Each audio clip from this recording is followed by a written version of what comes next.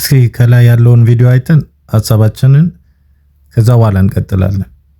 የእናንተም ሐሳብ ኮሜንት ላይ አጋሩኝ። ሌባ የሚበዛበት የት ነው? ደሃ ሰፈር።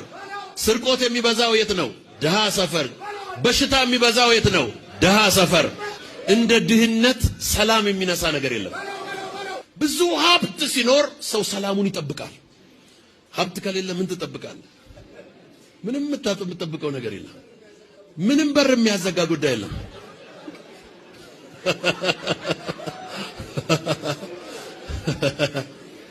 የመጀመሪያውን ቤት ስገዛ ያየሁትን መከራኔ ነኝ የማውቀው።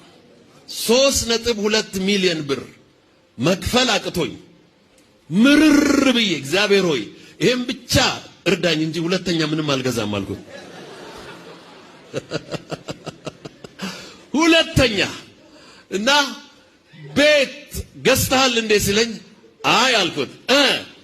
ቤቶች in the mighty name of Jesus ሃሌሉያ። አሁን እኔ የምናገረው አንተ ነገ የምትናገረው ነው። አሁን ዛሬ የማወራው አንተ ነገ የምታወራው ነው። ቤት ገዝተሃል ወይ? አይ in the mighty name of Jesus መጪው ዓመት ዛሬ ባለበት አትኖርም። ዛሬ ባለበት አልጋ አትኖርም። ዛሬ ያስከውን ስልክ አትይዝም። ዛሬ የሰራውን ስራ አትሰራም። ዛሬ ያገኘውን ገቢ አትጋገኝም። የምድሪቱ ቀንበር ተሰብሯል።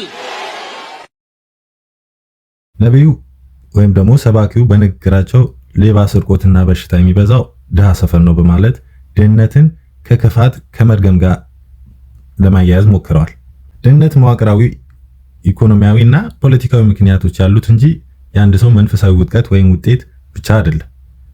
ይህ አመለካከት ድሆችን ዝቅ የሚያደርግ የህሊና ጫና የሚፈጥር ነው ብዬ አምናለሁ።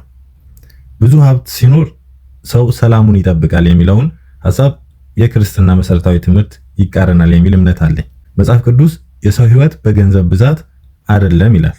ሰላም ከውስጥ የሚመነጭ እንጂ በባንክ ካለው ገንዘብ ወይም ደግሞ በቤት ብዛት የሚለካ አይደለም። ሀብት የመንፈሳዊ በረከት ብቸኛ መለኪያ ማድረግ ስህተት ነው ብዬ አስባለሁ።